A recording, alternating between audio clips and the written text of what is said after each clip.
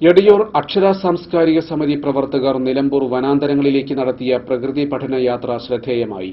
Natural ക്ലബിന്റെ ആഭിമുഖ്യത്തിലാണ് പഠനയാത്ര സംഘടിപ്പിച്ചത്. എടയൂർ അധികാരിപ്പടി കേന്ദ്രമായി പ്രവർത്തിക്കുന്ന അക്ഷര സാംസ്കാരിക സമിതിയിലെ 38 അംഗങ്ങളാണ് നാച്ചുറൽ ക്ലബിന്റെ ആഭിമുഖ്യത്തിൽ പഠനയാത്ര സംഘടിപ്പിച്ചത്. നിലമ്പൂർ കനോലി പ്ലോട്ട്, നെടുങ്കയം, ആഢ്യൻപാറ തുടങ്ങിയ വനാന്തരങ്ങളിലാണ് സംഘം സന്ദർശനം നടത്തിയത്. കാടുകളിൽ നിന്നും വനസമ്പത്തുകൾ നഷ്ടപ്പെട്ടുകൊണ്ടിരിക്കുകയാണ്. ആവാസ വ്യവസ്ഥ നഷ്ടപ്പെടുന്നത് മൂലം വന്യജീവികൾ കാടുകൾ വിട്ട് നാട്ടിലേക്ക് ചേക്കേറുന്നു. നിരന്തരമുണ്ടാകുന്ന കാട്ടുതീ ആശങ്ക ഉണർത്തുന്നു. മനുഷ്യൻ പ്രകൃതിയോട് ചെയ്യുന്ന ക്രൂരതയുടെ ഫലം മനുഷ്യൻ തന്നെ അനുഭവിച്ചുകൊണ്ടിരിക്കുന്നു.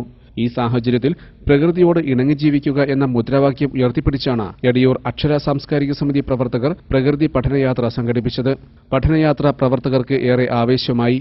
കാർഷിക സംസ്കാരം തിരിച്ചുകൊണ്ടുവരിക, പ്രകൃതിയോട് ഇണങ്ങി ജീവിക്കുക തുടങ്ങിയ സന്ദേശങ്ങൾ ഉയർത്തി ബോധവൽക്കരണ പരിപാടികൾ നടത്താനും എടയൂർ അക്ഷര സാംസ്കാരിക സമിതി തീരുമാനിച്ചതായി ഭാരവാഹികൾ പറഞ്ഞു.